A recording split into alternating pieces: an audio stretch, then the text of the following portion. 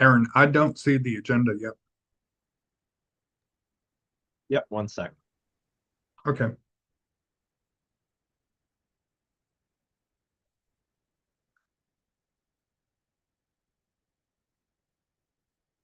We got it.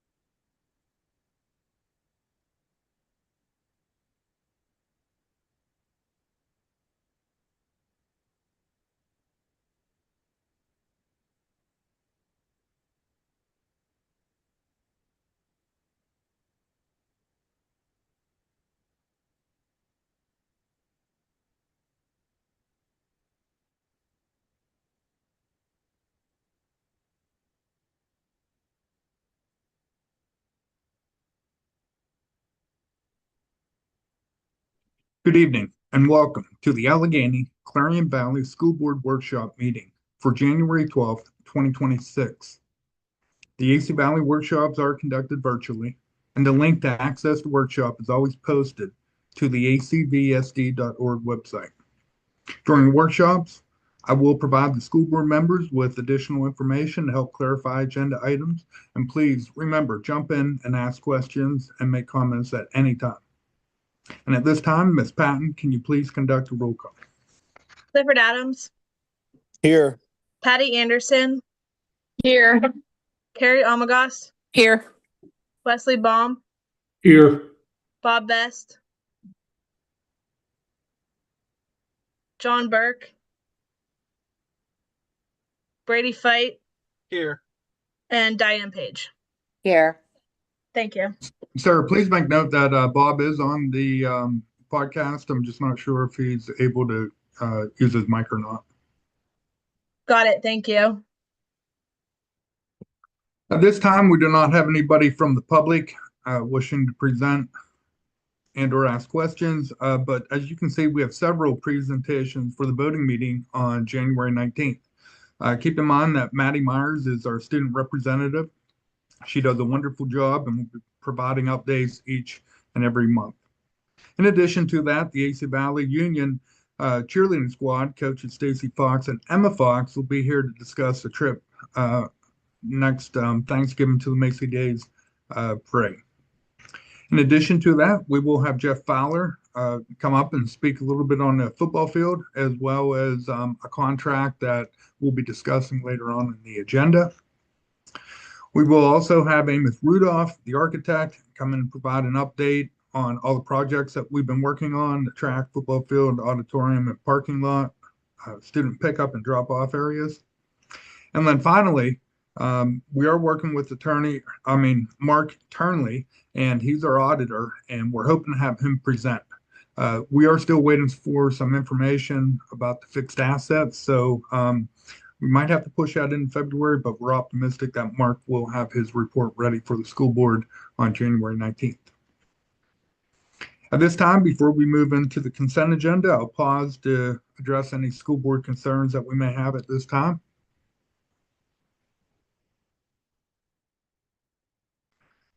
Just one update from the district office. Ms. Patton has been communicating with Todd Gallagher. He is interested in the Parker seat, and we're just awaiting a formal letter of interest from him, and hopefully we'll be able to fill that vacancy on Monday the 19th.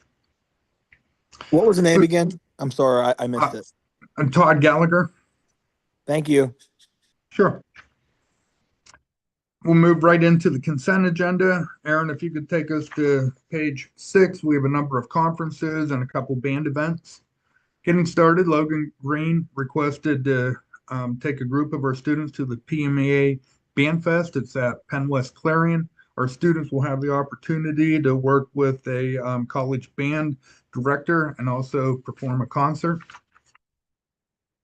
Mrs. Kristen Thurber, our assistant elementary principal and federal programs coordinator, will be attending the annual federal programs conference. It is in Pittsburgh this year, Improving School Performance Title I. As you can see, that's paid half by the district and half by the West 2 grant.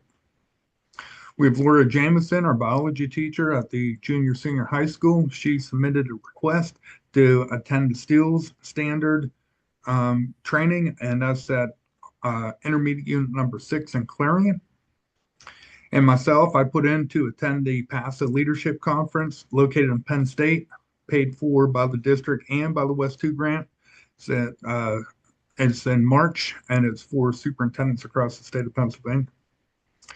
You'll also see our high school special education team, Tracy Hartle, Jen Stover, and Peggy Plowman submitted a request to go to the annual Pennsylvania Department of Education Special Ed Conference. It's in Hershey, and they budget for that each of the last 3 years and found it to be very valuable.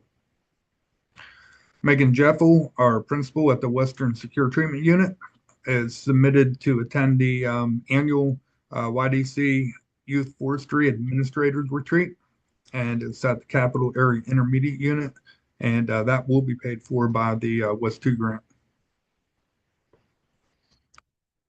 You'll also see Logan Green. He submitted 3 more requests to attend a Tri-State Honor Band. That's at Mercyhurst University.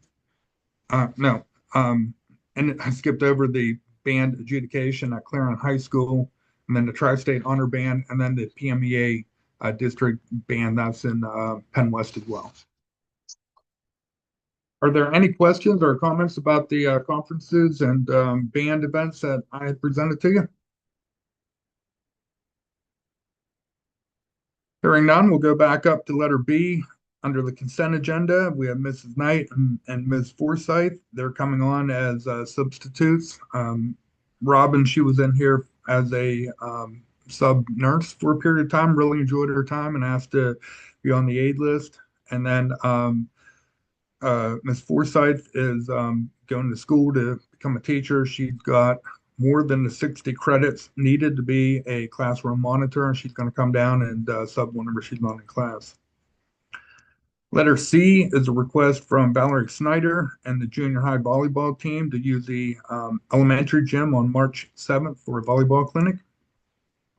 Jessica Nimelli, our elementary art teacher, she submitted to have her annual art program. They'll be meeting every Wednesday after school with a group of elementary students. They enjoyed it, and then she generally kicks that off with a art show as well. Letter E is a annual event that we've been partnering with Central Electric Cooperative to utilize the elementary school for a annual CEC meeting that they host. We've used the high school in the past, and they prefer the elementary. I did explain to Nikki, who I've been working with, that depending on the construction, we may have to move this up to the high school, and we're going to be flexible depending on the renovation projects. You'll see in letter F, that's a request from the Football Boosters group to use the elementary cafetorium on Sunday, the 22nd, for the football banquet. And we try to avoid Sundays as much as we can, but with the co-op, the busy schedule of the students and their families, seems like Sunday's a really good day for us to host that event. So, with your approval, we'll go ahead and continue to work with the booster group, and that'll be held on Sunday. And then to finish off, we do have some parents who are very involved, and we appreciate that. We have Richard Chandler, Jamie Hyler, Joshua Beers, and Allie Atwood, who are going to volunteer with the elementary girls basketball program, pending all their clearances are on file before the 19th.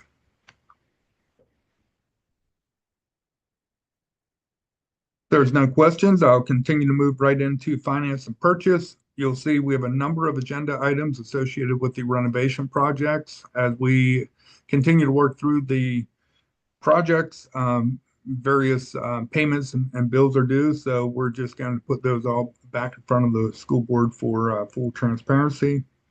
Letter A through H will be discussed and taken care of at the voting meeting. And I'll direct your attention to letter I. That's in agreement with Jeff Fowler, who I referenced earlier, and his company, Tip Top Turf Solutions. And he'll be working with the football committee to finish off the football field. He has some solutions to, move us right in the right direction. He's going to present that information and his contract on the 19th. That's an $8,500 contract, and we've started to work with Jeff. He's already provided us some guidance, and he's very knowledgeable in turf and fields and sod as well. Letter J is a application for payment for the Triangle Roofing at $157,782.60. Just keep in mind that roof project is a total of $375,800. They're shut down at this time. We're very disappointed with the progress of that roof. They were supposed to be done before Thanksgiving, but the inclement weather hit, and we'll be starting back up in the spring. Letter K is a final payment for the ADA parking and Grossman Construction at $77,703.50. Letter L is a request to go out for bids for the elementary school teacher parking lot, the connecting driveway, and the student drop-off and pickup area. This is all part of the renovation project. Mr. Best and myself met with the architect and engineer on Friday, reviewed the plans, and we'll have them ready to go. With the plan of having that job done and ready whenever the fall comes around and we start school up. Letter M is a payment to Fred Burns. He's our contractor in the high school auditorium at $25,637.99. Letter N is Wright Electric, and that's the first payment of $268,650. Again, that's all paid for through the bond. And then we also have another payment to Fred Burns of $1,350 for the final air testing, and that's paid for through the bond as well. We have Vincent Lighting Systems of the amount of $173,500 to be paid for by the bond for the high school auditorium.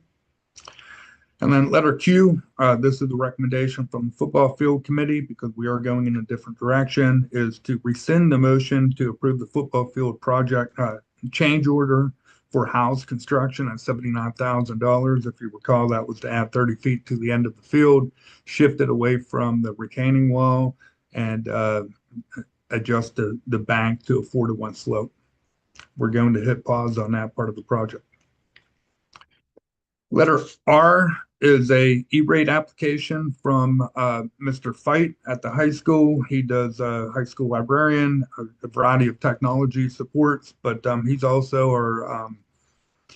our single point of contact for the E-rate application. And this is a 70% savings to the district, and the cost to AC Valley, if we approve this motion, would be $5,668.50. And this year's project, I talked to RJ, and he's helping out to enhance our Wi-Fi connectivity for the students. And as everybody's aware, we are obligated to provide the PSSAs and Keystone testing on an online testing format. So to ensure that we have good connectivity for the students and there's no hiccups in the testing, not to mention day-to-day instruction, we are looking to outfit every classroom with a hotspot for connectivity. On the top of page 3, letter S, that's a yearly motion that we have to approve us working with the PA State, PEPM, CoStars, US Communities, and KPN network. And just keep in mind that the state bidding program's a way to ensure that we're able to save money for the taxpayers, increase the volume, ensure legal compliance. We use them from time to time, depending on the needs of the district. And then once presented at the beginning of the voting meeting, we are going to make a formal motion to approve the audit from Mark Turnley. Again, we're just waiting for the fixed assets report. Our current vendor who did the valuation engineering no longer exists. So we're going to have Turnley's office take care of that portion of the budget, and we will be able to present here in the near future. Letter U is a motion to not exceed the state index for taxes for the 26-27 school year. And as you can see, that's 4.7%. Just keep in mind, and we stress it each year, that this doesn't guarantee that we're going to 4.7%, but what it does guarantee is that we're not going out for referendum to exceed the index of 4.7%. And then as we finish off on finance and purchase, before we get to personnel, we are just making a switch with Brady Fight, our new school board president, to be added to the bank accounts, and removing Kelly Terwilliger, the school board president from the previous year. Before moving into personnel, are there any questions or comments about finance and purchase? David, question on the index. Approximately how much does that generate revenue wise? Bob, I'm going to have to work with Courtney and our EDM partners and get that information for you. I'll have that for the voting meeting on the 19th. At this time, I'm not 100% sure, and I don't want to provide you with information that's not accurate. Okay. Thank you. David, correct me if I'm wrong, but that index is just saying this is the max that we could possibly go to. It's not that we're going to. And then usually, like in April or March, we'll look at a couple different scenarios of what we could raise it to and how much that's going to increase it or revenue-wise by. Yes, you're absolutely right about that, Brady. Okay. Since we are in 4 counties, generally 2 counties go up a little bit and 2 counties go down once we're done with the equalization formula. And what we'll do is present school board members with 3 options, generally, or more, whatever you like. We provide one is what the overall cost or what the overall revenue would be with going to the index halfway through and then staying at 0%. Because even if we stay at 0 with that formula, we still move it around a little bit, and there are slight changes. So, yep, absolutely, we'll continue to work with Courtney and our EDM partners to provide that information.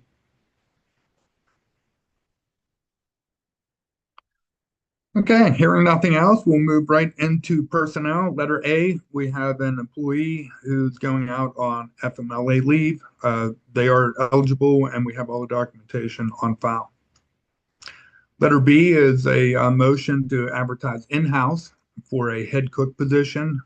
Keep in mind that Robin Prosser had retired towards the end of December, and we have to post that 10 days in-house. We'll interview and make a recommendation for the February school board meeting to hire. Letter C is a resignation from Brent Davensizer, school police officer, effective January 16th. Brent got a job at a neighboring school district, a little bit closer to home, and we wish him the best. And as you can see, letter D, we do have the PCCD grant for the 25-26 school year, and we just was notified through the budget that we have it for the following school year as well. So our recommendation is to advertise to fill that vacancy. Having one school police officer armed in each building is, really enhances our safety, in my opinion, as safety director. Letter E is a motion to formalize a long-term sub position, and Michael Archambaugh, he's from the Emergis subbing group, and he'll be coming in as a long-term sub in our vocational program at the Western Secure Treatment Unit. Michael's back there subbing right now. We're just formalizing this. He is going to submit a emergency certification. I'll approve that, and he'll continue to work with our students at the West 2 program. Then letter F, we're happy to make a recommendation to hire Nicholas Powell, who is a AC Valley graduate, as a newest member of the AC Valley School District, and hiring him on as a technology technician support specialist at a current rate. This is contractual at $44,368. Nicholas, as part of our succession plan, as Mr. Raybuck gets closer to retirement, and we're hoping to train Nicholas and continue to support Mr. Aaron Howe and everything he does here at the district. And then finally this evening, letter G is a motion to hire Scott Kindle for a vacant assistant varsity baseball coach position at a contractual rate of $1,587. Many of you know Scott. He's a wonderful educator, the AD at Union, and a wonderful role model for the students. So we don't hesitate to make that recommendation as well. I'll pause before getting into instructional services and see if there's any questions or comments about personnel. Okay, moving right down. We do have an updated AC Valley Falcon logo. We'll post that. I do have a copy of it right there. And it's the same Falcon, but we've just modernized it a bit and made it our own and put the Allegheny Clarion Valley School District around that.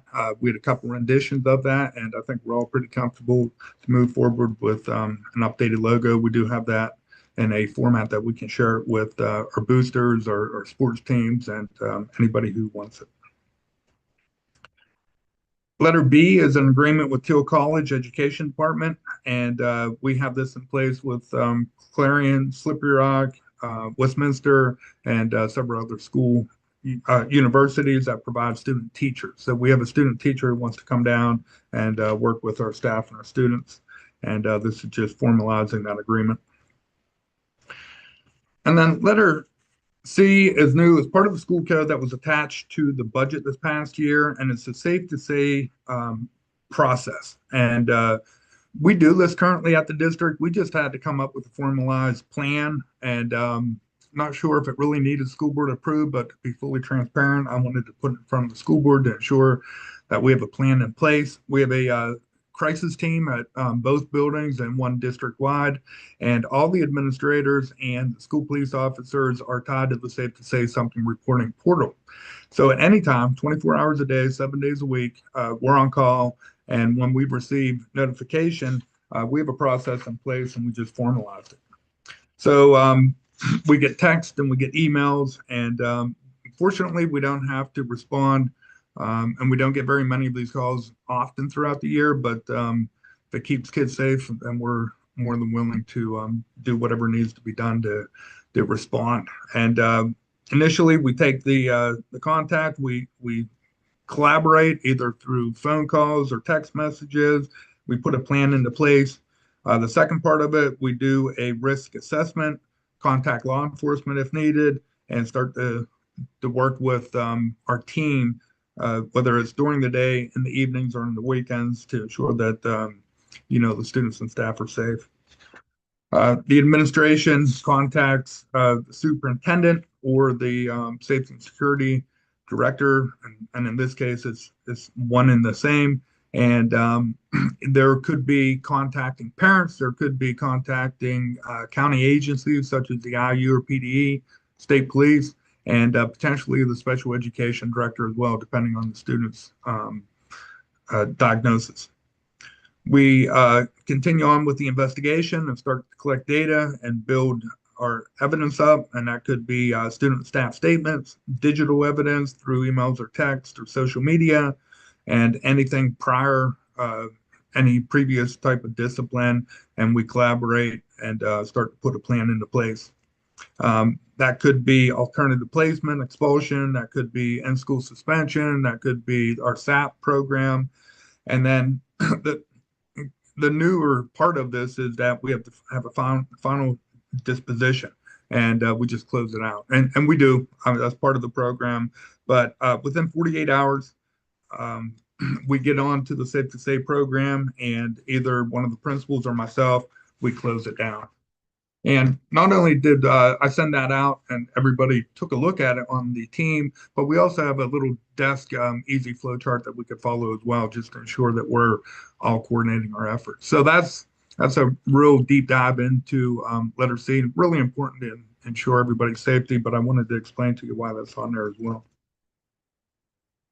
Then moving right down the agenda in the letter D, we have a number of different co-op agreements in front of you. And just keep in mind that we co-op with the Union School District. They've approved these co-ops. And there are a couple changes this year. Girls basketball is going to be hosted by AC Valley School District, and track is going to be hosted by AC Valley School District, and Union's going to be hosting the baseball program. And technically, it doesn't really matter too much. It's just the fact that we're playing baseball at Union, and we were the host in the past, but we just flip-flopped a couple of them. And with our new renovated track and Dave Sherman and Stacy Fox over here, we're taking over the track side of things. So just keep in mind that the school board members have all these co-op agreements. They're virtually the same that we started into close to a decade ago, and we just cleaned up and formalized our collaboration. The purpose of the agreement is to form a cooperative program for students at the two aforementioned school districts, benefits the athletic programs, and bring young people into their communities. And it's something that a lot of small and rural school districts are doing because of a declining enrollment and less participation. The teams will be recognized as Union AC Valley Falcon Knights. The combined team will wear a uniform representing both schools. Financial arrangements and staff. The host school district will hire and employ all coaches who shall be recommended by the Joint Athletic Committee. All expenses for the program shall be paid by the host school district and reconciled using a mutually agreed upon spreadsheet at the conclusion of the season, with each district paying 50% of the total program operation. All ticket sales and revenue shall received shall be collected by the school at which a game is hosted and noted as revenue on the shared financial spreadsheet to be reconciled against the total program cost. So everything's split 50-50 with the co-op programs. Dr. Kimmel and his business department are wonderful to work with. We also added in, depending on participation, that if we have a co-op and the one school only sends one student, for example, they're to pay 10% of the cost.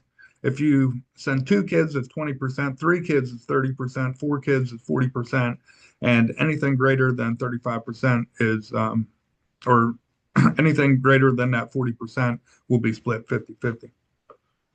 The district hosting a game is required and responsible for the effective oversight of the game, including scheduling officials and setting up the calendar at each school.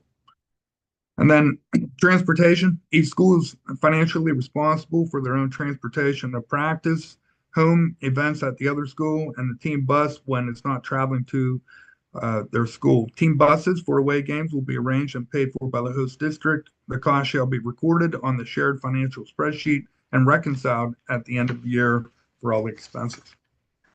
So that's just the highlight for these co-op contracts. I wanted to share that information with the community and the school board as we're diving into another 2-year agreement. And as you can see, we have varsity track, we have varsity basketball, which girls basketball, that's AC Valley, as well as the junior high basketball, varsity JV baseball, Union, junior high football, Union, girls golf, AC Valley, competitive cheer, AC Valley, boys golf, AC Valley. We had track on there twice. I'll skip over that. Varsity football, Union, and softball, AC Valley. And just keep in mind too that a couple that aren't on there is cross country. And the reason being is because we haven't been able to fill that program. And then there's some discussion through the joint athletic co-op committee that Union may not be hosting junior high baseball, junior high soft, and junior high softball, junior high track. Doesn't mean that AC Valley won't continue to work with our students and have our own team. We'll continue to work with the high school principal and the AD to try to offer those programs, but that's just a ongoing discussion that may or may not resolve this particular sports year. David, in regards to the junior high programs, just an update for everybody. I think on Thursday the 19th is when Union's voting meeting is on that. And so that should give us a better direction of what we're going to need to do next, depending on how they vote on those subjects. Thank you, Brady. I appreciate that. And then moving down through under policy, we have a number of policies through the second reading. And again, those are all recommendations from the PSBA legal team. And we had a discussion during the December voting meeting. And I will point out letter F is a first reading of policy 011. That's principles of governance and leadership. And I do encourage all new and current board members to take a look at that. That helps drive our school board and administrative team. We'll hear from James and get a facilities report at the voting meeting. And then as we finish up this evening, we just have a couple of items under transportation. Myers Transportation looking to put on Diane Conway, pending a interview with the administration here at the district. And then Kelly Stavanis, one of our driver operators for a van. She's looking to add the 2025 Ford Escape and remove the 2020 Kia Sportage. And just before we adjourn from this meeting, I just wanted to make note that we will be moving into a executive session to discuss contracts following this meeting. It'll be done virtually, and then we'll meet back face to face at 6 o'clock Monday, January 19th for the voting meeting. There's no other questions or comments. We'll go ahead and break from this meeting at this time, and wish everybody a great evening, and go Steelers.